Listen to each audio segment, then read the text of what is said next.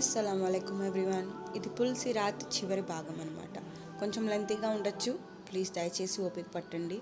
ఈ రోజుతో పుల్సి రాత్ గురించి పూర్తిగా మనం తెలుసుకున్నట్లు. మీకు అసలు పుల్సి రాత్ అంటే ఏంటి తెలియకపోతే కనుక నా డిస్క్రిప్షన్ చెక్ చేసుకుంటే పార్ట్ 1 నుండి చివరి పార్ట్ దాకా మొత్తం వీడియోస్ లింక్స్ ఉంటాయి. ప్లీజ్ ఒకసారి వాచ్ చేయండి. ప్రతి ముస్లిం తప్పక తెలుసుకోవాల్సినది పుల్సి రాత్. 6వ ఘట్టం పరిశుభ్రత విశ్వాసంలో ఒక భాగం. పరిశుభ్రత మరియు శుద్ధీకరణలో శుద్ధి వహించని వారికి ప్రత్యేకించి ఆచార స్నానం అనగా గుసుల్ జనాబతి సరిగ్గా లేదా దాని నిర్దేశించిన సమయంలో చేయని పురుషులు మరియు మహిళలు ఈ పాస్ వద్ద నిలిపివేయబడతారు. ఎగ్జాంపుల్ చూసుకున్నట్లయితే దీన్ని కొంచెం వివరిస్తాను మీకు.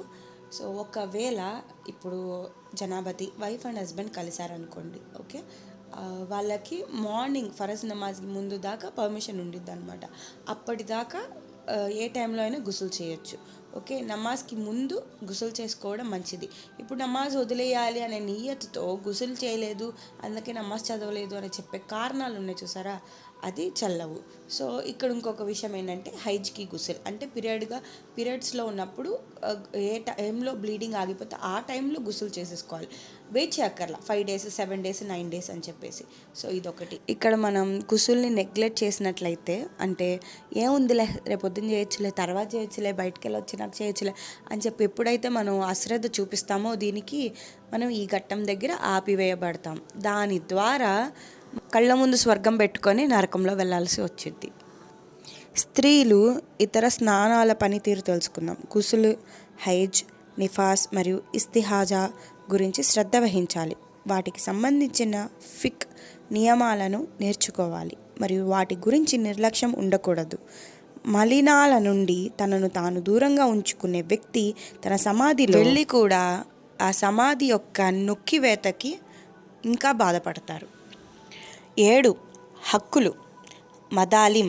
ఈ పాసును అక్బా అదల్ అనగా న్యాయలోయ మరియు అక్బా హక్ అల్నాస్ ప్రొనౌన్సియేషన్ తప్పైతే క్షమించండి, ప్రజల హక్కు లోయ అని కూడా పిలుస్తారు. పవిత్ర ఖురానులో ఈ పాసు గురించి ఇలా చెప్తుంది: నిశ్చయంగా మీ ప్రభువు గమనిస్తూనే ఉన్నాడు. రిఫరెన్స్ 89:14. షేక్ అబ్బాస్ కుమ్ని ఇలా పేర్కొన్నారు: ఈ పద్యం యొక్క వివరణలో కొంతమంది హక్కులు పుల్ ఎ సిరాత్ను తమ చేతులతో పట్టుకునే విధంగా వెళ్తారని చెప్పబడింది. మరికొందరు తమ ఒక కాలు జారిపోయే విధంగా నడుచుకుంటూ ఉంటారు మరియు వారు తమ 2వ కాలు సహాయం తీసుకుంటారు.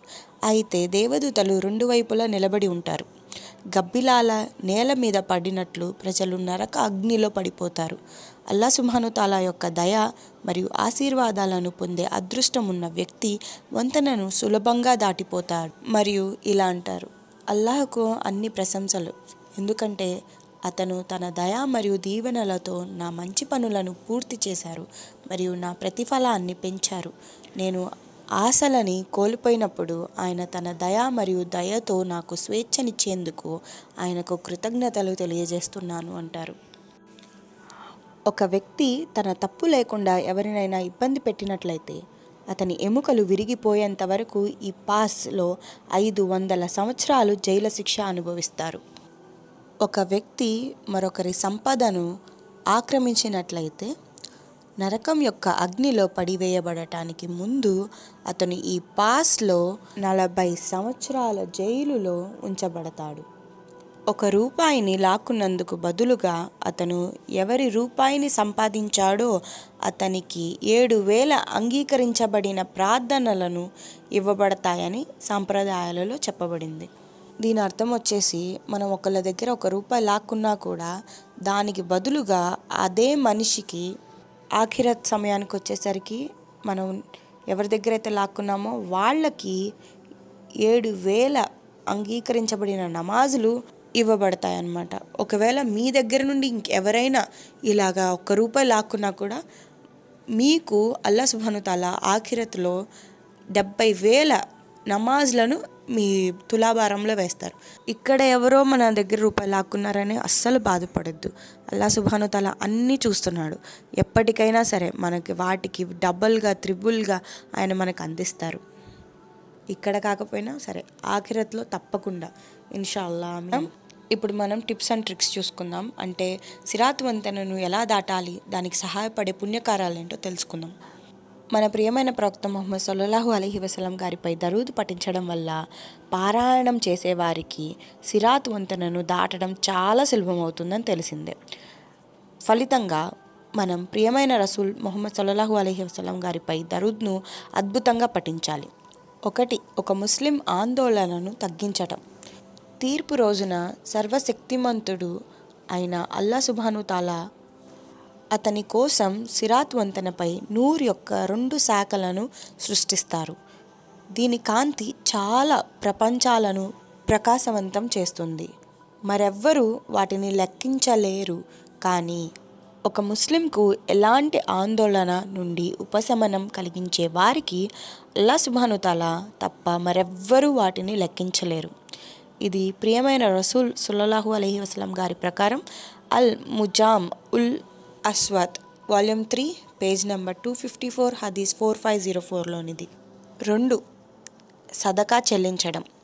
ప్రియమైన రసూల్ ముహమ్మద్ సల్లల్లాహు అలైహి వసల్లం గారు ఇలా ప్రకటించారు: ప్రపంచంలో సదకాను సరైన మార్గంలో చేసేవారు సిరాత్ వంతెన మీదుగా వెళ్తారు.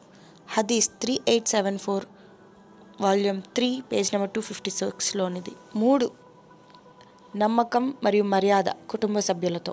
ప్రియమైన ప్రవక్త ముహమ్మద్ సల్లల్లాహు అలైహి వసల్లం గారు ఇలా అన్నారు: అప్పగింత మరియు సిలా రహిమి అనగా కుటుంబ సభ్యులతో అద్భుతమైన ప్రవర్తన.